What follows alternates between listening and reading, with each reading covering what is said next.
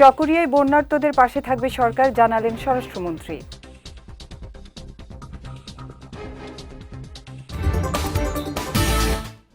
এবং চট্টগ্রামে বন্যা পরবর্তী স্বাস্থ্য ঝুঁকি মোকাবিলায় প্রস্তুত সরকার, বললেন পরিকল্পনা মন্ত্রী।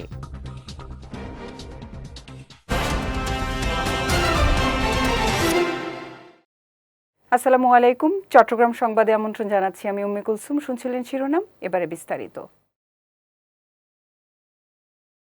কক্সবাজারের চকরিয়ায় বন্যা দুর্গত মানুষের পাশে থাকার আশ্বাস দিয়েছেন স্বরাষ্ট্রমন্ত্রী সালাউদ্দিন আহমদ। দুপুরে উপজেলার ফাঁসিয়াখালী এলাকায় ক্ষতিগ্রস্তদের মাঝে ত্রাণ বিতরণকালে তিনি বলেন, দুর্যোগ মোকাবিলায় সরকারের সব ধরনের প্রস্তুতি রয়েছে এবং বন্যা কবলিত মানুষের সহায়তায় সরকারি বেসরকারি উদ্যোগ অব্যাহত আছে।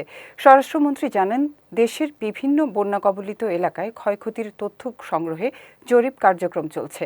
জরিপ শেষে ক্ষতিগ্রস্ত সড়ক, শিক্ষা প্রতিষ্ঠান, বেড়িবাঁধ সহ বিভিন্ন অবকাঠামো পুনর্নির্মাণে প্রয়োজনীয় ব্যবস্থা নেওয়া হবে। পাশাপাশি ক্ষতিগ্রস্ত কৃষকদের সহায়তার উদ্যোগ নেওয়া হবে বলেও জানিয়েছেন স্বরাষ্ট্রমন্ত্রী। পরে তিনি চকরিয়ায় ছড়াকুল এলাকায় বন্যায় ক্ষতিগ্রস্ত বেড়িবাঁধ, সড়ক ও বসতবাড়ি পরিদর্শন করেন এবং দুর্গত মানুষের সঙ্গে কথা বলেন। এ সময় স্বরাষ্ট্র মন্ত্রণালয়ের কর্মকর্তা, কক্সবাজারের জেলা প্রশাসক, চকরিয়া উপজেলা নির্বাহী কর্মকর্তা উপস্থিত ছিলেন। চট্টগ্রামে বন্যা পরবর্তী স্বাস্থ্য ঝুঁকি মোকাবিলায় সরকার সম্পূর্ণ প্রস্তুত বলে জানিয়েছেন অর্থ ও পরিকল্পনা মন্ত্রী আমির খসরু মাহমুদ চৌধুরী। সকালে নগরীর পতেঙ্গায় বন্যা দুর্গত মানুষের মাঝে ত্রাণ সামগ্রী বিতরণকালে তিনি একথা জানান। অর্থমন্ত্রী আরও জানান, ইতোমধ্যে চট্টগ্রামে ৭৫,০০০ পরিবারের মধ্যে ত্রাণ বিতরণ করা হয়েছে এবং পুনর্বাসন কার্যক্রম শেষ না হওয়া পর্যন্ত এ সহায়তা অব্যাহত থাকবে।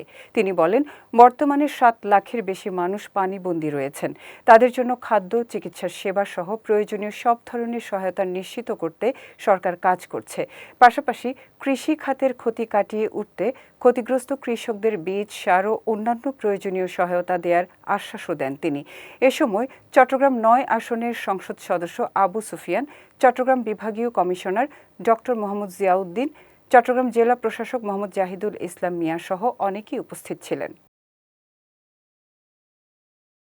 কৃষকদের উৎপাদিত সবজি সংরক্ষণে দেশের প্রতিটি ইউনিয়নে মিনি হিমাগার স্থাপনের পরিকল্পনা করেছে সরকার বলে জানিয়েছেন কৃষি, মৎস্য ও প্রাণী সম্পদ মন্ত্রী হারুনুর রশিদ। সকালে দক্ষিণ চট্টগ্রামের দোহাজারীতে বন্যায় ক্ষতিগ্রস্ত কৃষকদের মাঝে বীজ বিতরণ ও বীজতলা উদ্বোধনকালে তিনি একথা জানান। মন্ত্রী বলেন, কৃষকদের স্বার্থ বিবেচনায় নিয়ে সংরক্ষণ সুবিধা বাড়ানোর উদ্যোগ নেওয়া হচ্ছে।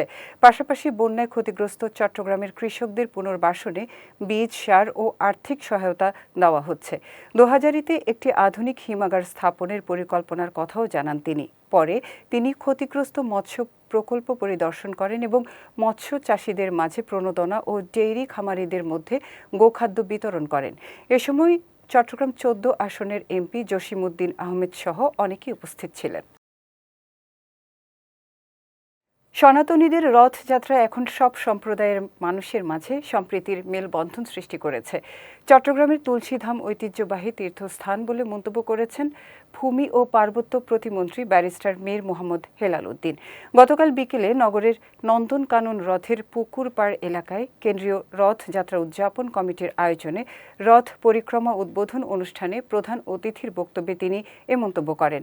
এ সময় শ্রীমৎ দেবদীপানন্দ পুরী মহারাজের পৌরোহিত্যে এবং অ্যাডভোকেট সুজন কান্তি দে ও অনুপম দেবনাথ পাভেলের সঞ্চালনায় অনুষ্ঠানে প্রধান বক্তা ছিলেন চট্টগ্রাম সিটি কর্পোরেশনের মেয়র ডাক্তার শাহাদাত হোসেন, চট্টগ্রাম ৯ আসনের এমপি আবু সুফিয়ান, কেন্দ্রীয় রথযাত্রার উদ্বোধক চট্টগ্রামের ভারতীয় দূতাবাসের সহকারী হাই কমিশনার শ্রী হরিশ কুমার। এছাড়াও সিএমপি কমিশনার হাসান মোহাম্মদ শওকত আলী, জন্মাষ্টমী উদযাপন পরিষদ কেন্দ্রীয় কমিটির কার্যকরী সম্পাদক বিপ্লব দে পার্থ, হিন্দু, বৌদ্ধ, খ্রিস্টান কল্যাণ ফ্রন্ট কেন্দ্রীয় কমিটির সাংগঠনিক সম্পাদক রাজীব ধর তমাল উপস্থিত ছিলেন।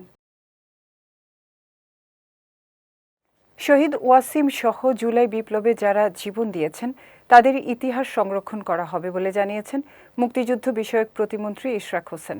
গতকাল চট্টগ্রামে জুলাই শহীদ দিবস উপলক্ষে আয়োজিত আলোচনা সভায় তিনি এ মন্তব্য করেন। প্রতিমন্ত্রী বলেন, প্রকৃত শহীদ ও আহতদের নির্ভুল তালিকা প্রণয়নে কাজ করছে মুক্তিযুদ্ধ বিষয়ক মন্ত্রণালয়। এদেশে ফ্যাসিবাদ যেন আর ফিরে আসতে না পারে সেজন্য সবাইকে ঐক্যবদ্ধ থাকার আহ্বান জানান তিনি। সভায় প্রধান অতিথি ছিলেন ভূমি ও পার্বত্য চট্টগ্রাম বিষয়ক প্রতিমন্ত্রী ব্যারিস্টার মীর হেলাল। জুলাই আগস্টে শহীদদের আত্মত্যাগ জাতিকে ঐক্যবদ্ধ হওয়ার প্রেরণা যোগায় বলে মন্তব্য করেছেন চট্টগ্রাম সিটি কর্পোরেশনের মেয়র ডাক্তার শাহাদাত হোসেন। গতকাল চট্টগ্রাম রেলওয়ে স্টেশন এলাকায় অবস্থিত জুলাই শহীদ স্মৃতিস্তম্ভে পুষ্পস্তবক অর্পণ শেষে তিনি বলেন, শহীদদের ঋণ কখনো শোধ করার নয়, তবে তাদের পরিবার ও আহত যোদ্ধাদের মর্যাদা ও পুনর্বাসন নিশ্চিত করা সবার দায়িত্ব। মেয়র বলেন, জুলাই আগস্টের গণ অভ্যুত্থানে চট্টগ্রাম সহ সারা দেশের মানুষ আত্মত্যাগ করেছেন, যা জাতির ইতিহাসে স্মরণীয় হয়ে থাকবে। তিনি বলেন, শহীদদের প্রকৃত সম্মান জানাতে বিভেদ ভুলে জাতীয় ঐক্য গড়ে তুলতে হবে। এ সময় জুলাই শহীদ স্মৃতিস্তম্ভে শহীদ ওয়াসিম আকরামের নাম না থাকায় ক্ষোভ প্রকাশ করে মেয়র বলেন, দেশের জন্য যারা জীবন দিয়েছেন তাদের প্রত্যেকের নাম যথাযথ মর্যাদায় সংরক্ষণ করা রাষ্ট্রের দায়িত্ব। বন্যায় ক্ষতিগ্রস্ত চট্টগ্রাম অঞ্চলের 5 জেলায় কৃষি, মৎস্য ও প্রাণী সম্পদ খাতের পুনরুদ্ধারে জরুরি সহায়তা কর্মসূচি ঘোষণা করেছে সরকার। চট্টগ্রাম সার্কিট হাউসে আয়োজিত এক ব্রিফিংয়ে মৎস্য ও প্রাণী সম্পদ এবং কৃষি মন্ত্রী মোহাম্মদ আমিন উর রশিদ জানান, ক্ষতিগ্রস্ত কৃষকদের মধ্যে 327 মেট্রিক টন ধান বীজ বিতরণ করা হবে। পাশাপাশি 1,51,599টি গবাদি পশুকে খুরা রোগের টিকা দেয়া এবং 35 লাখ টাকার গোখাদ্য বিতরণ করা হবে। মন্ত্রী বলেন, বন্যায় 5 জেলায় মৎস্য খাতে প্রাথমিকভাবে 200 কোটির বেশি এবং প্রাণী সম্পদ খাতে প্রায় 77 কোটি টাকার ক্ষয়ক্ষতি হয়েছে। ক্ষতিগ্রস্ত কৃষকদের কাছে দ্রুত ধান বীজ পৌঁছে দেওয়া হবে। যেসব এলাকায় জমি এখনও চাষের উপযোগী হয়নি, সেখানে সরকারি উদ্যোগে বীজতলা তৈরি করে আগামী 15 দিনের মধ্যে ধানের চারা বিতরণ করা হবে। তিনি আরও জানান, খুরা রোগ প্রতিরোধে গবাদি পশুকে টিকাদান কার্যক্রম শনিবার থেকে শুরু হবে এবং 15 দিনের মধ্যে শেষ করার লক্ষ্য নির্ধারণ করা হয়েছে। এছাড়া ক্ষতিগ্রস্ত এলাকায় ইউনিয়ন ভিত্তিক ক্ষয়ক্ষতির তথ্যের ভিত্তিতে পর্যায়ক্রমে কৃষক, মৎস্য চাষী ও খামারিদের প্রয়োজনীয় সহায়তা দেওয়া হবে।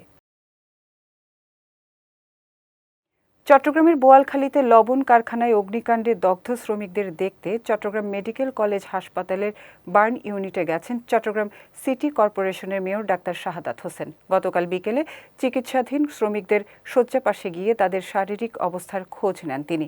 স্বজনদের সান্ত্বনা দেওয়ার পাশাপাশি চিকিৎসকদের সঙ্গে কথা বলে আহতদের সর্বোচ্চ ও জরুরি চিকিৎসা সেবা নিশ্চিত করার নির্দেশ দেন মেয়র। এ সময় তিনি বলেন, দগ্ধ শ্রমিকদের চিকিৎসায় চসিকের পক্ষ থেকে সব ধরনের সহযোগিতা করা হবে। এদিকে চিকিৎসাধীন অবস্থায় দগ্ধ শ্রমিক দিদারুল আলম মারা গেছেন। হাসপাতাল কর্তৃপক্ষ জানিয়েছে, তার শরীরের প্রায় 95% পুড়ে গিয়েছিল। বর্তমানে হাসপাতালে ভর্তি থাকা আরও কয়েকজন দগ্ধ শ্রমিকের অবস্থাও সংকটাপন্ন। চট্টগ্রাম সংবাদ শেষ করার আগে শিরোনামগুলো দেখে নিচ্ছি আরও একবার।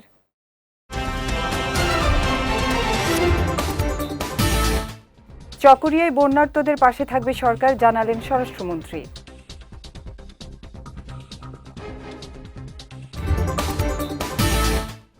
এবং চট্টগ্রামে বন্যা পরবর্তী স্বাস্থ্য ঝুঁকি মোকাবিলায় প্রস্তুত সরকার, বললেন পরিকল্পনা মন্ত্রী।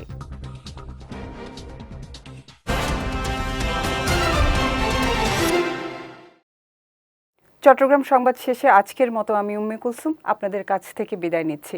রাত 9টায় আমাদের পরবর্তী বিজয় রাতের সংবাদ দেখার আমন্ত্রণ রইল। এছাড়াও আজকের চট্টগ্রাম সংবাদের ভিডিও দেখতে পারেন আমাদের ইউটিউব এবং ফেসবুক পেজে। আমাদের ইউটিউব হলো youtube.com/bijaytvofficial এবং আমাদের ফেসবুক পেজ হলো facebook.com/bijaytvlimited। এতক্ষণ সঙ্গে থাকার জন্য ধন্যবাদ সবাইকে।